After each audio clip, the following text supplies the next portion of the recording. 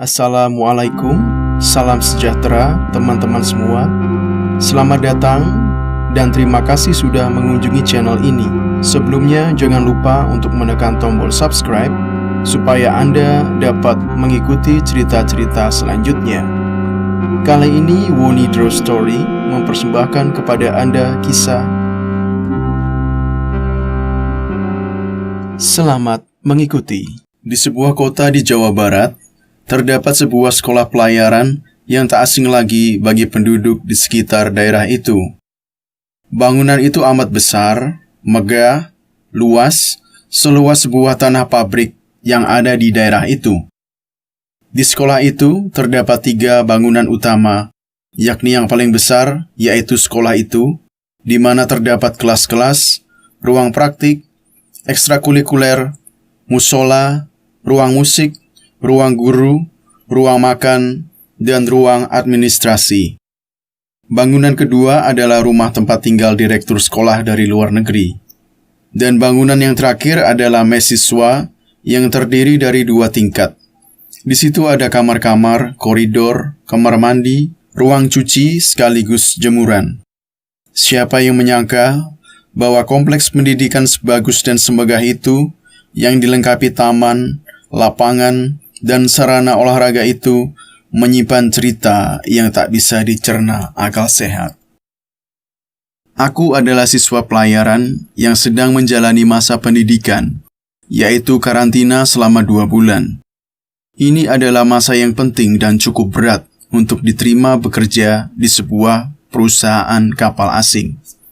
Betapa tidak, kami menjalani disiplin yang ketat, seperti penggunaan bahasa Inggris dalam keseharian, kelas, dan ruang-ruang publik. Pagi sampai sore, kami harus bersekolah, menjadi siswa yang aktif di kelas. Hal itu berguna untuk mengasah kemampuan bahasa Inggris. Standar nilai yang cukup tinggi diterapkan, dan tugas yang seabrek untuk dikerjakan sebagai PR. Saking banyaknya PR, biasanya kami baru selesai mengerjakannya sekitar jam 12 malam. Itu pun kami menggarapnya secara keroyokan. Bila tidak, mungkin sampai pagi tugas itu baru selesai. Begitu terus tiap malam, selama kurang lebih 2 bulan. Kecuali hari Sabtu dan Minggu, saat kami boleh meninggalkan sekolah untuk kembali lagi Senin paginya. Malam itu, sehabis aku mengerjakan PR, aku berniat mencuci pakaian kotorku yang telah menumpuk. Biasanya, kami memanfaatkan hari Sabtu atau Minggu untuk mencuci pakaian. Tetapi berhubung hari Minggu kemarin aku ke Jakarta, maka pakaian itu belum sempat kucuci. Sebenarnya aku sudah lelah dan mengantuk, namun karena tak punya pakaian bersih lagi, aku terpaksa melakukannya. Aku sekamar dengan 3 orang teman. Salah satunya sebut saja namanya Wayan. Kuliah dia sudah berbaring di dipan susun sambil memainkan HP-nya. Di ruang cuci aku merendam pakaian kotorku dengan deterjen. Sambil menunggu cairan bekerja melumatkan kotoran, aku melangkah keluar di mana terdapat tempat jemuran. Di situ dipenuhi pakaian-pakaian yang belum diangkat. Aku merasakan udara sangat panas malam ini. Aku mengibas-ngibaskan bagian bawah kaos untuk mengipasi badan. Namun udara masih tetap terasa panas. Seperti kebiasaanku di rumah, aku berniat melepas bajuku bila sedang kepanasan. Baru hendak melakukannya, terdengar suara perempuan dari arah jemuran yang menanyakan kepadaku PR sudah selesai atau belum.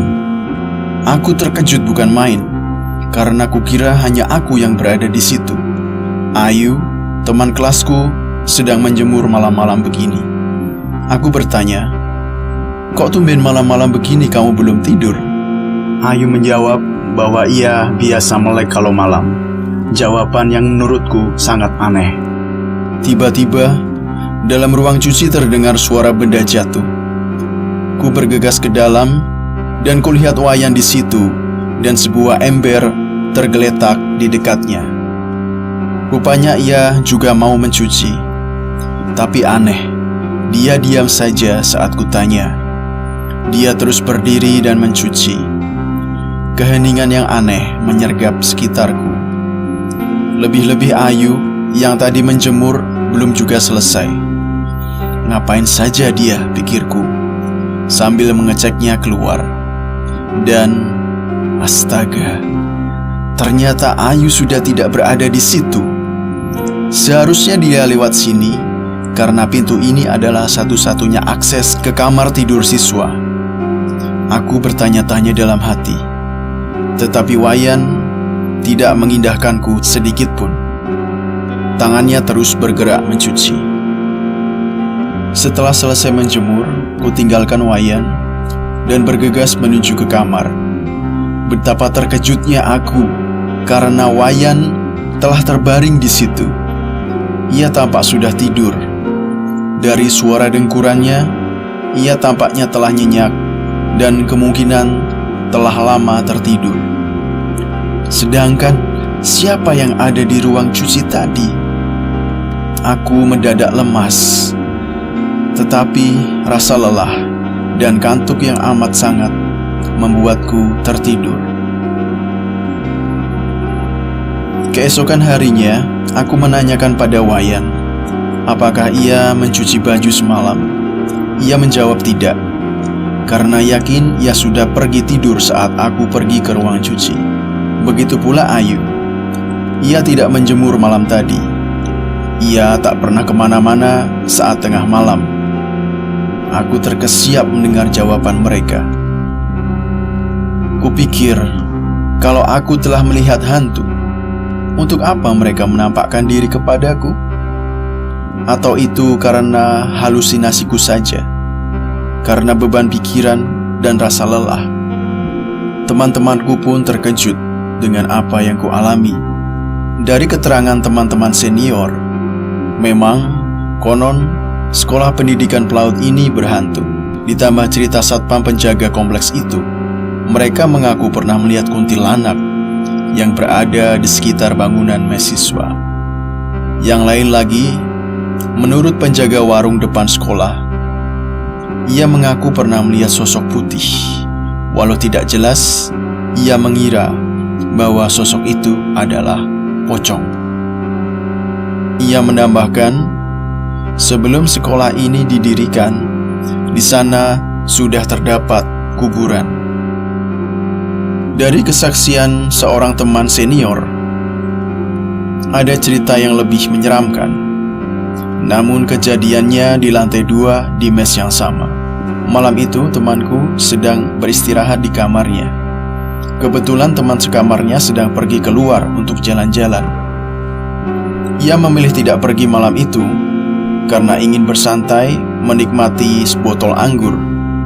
Seloki demi seloki dinikmatinya, namun tidak sampai mabuk. Baginya anggur buatan lokal itu adalah minuman cemen bila dibandingkan dengan whisky yang biasa diminumnya bila sedang berada di luar negeri.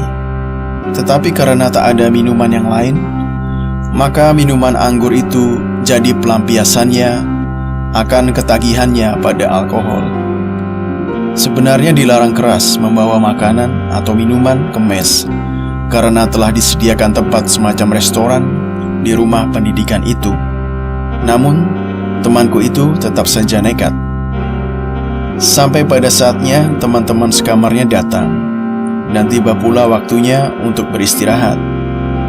Mereka pun pergi ke bed masing-masing dan lampu dimatikan. Teman sekamarnya, sebut saja namanya Joni, juga tak lama kemudian telah tertidur pulas. Temanku pun tidur. Saat itu sudah pukul 12 malam. Di tengah tidurnya, ada yang membangunkannya dengan menggerak-gerakkan kaki temanku itu. Ia pun terbangun dengan kaget. Ia melihat Joni yang sedang berdiri di sampingnya. Semula ia berpikir ia telah dibangunkan karena ada bahaya. Namun keadaan biasa-biasa saja. Sebelum ia bertanya, disadarinya wajah Joni begitu pucat. Mulutnya ternganga dan matanya melotot.